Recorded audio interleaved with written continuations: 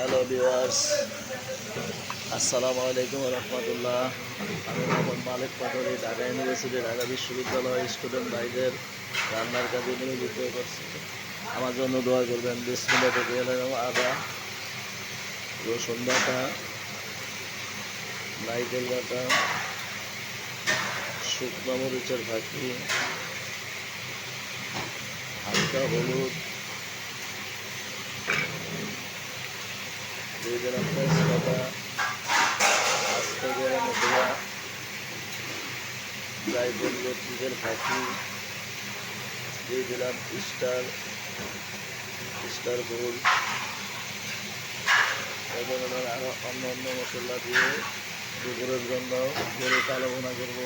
দিলাম সরিষার তেল, পরিমাণ মতো লবণ, পাকিস্তানি কাশ্মীরি মরিচের গুঁড়া।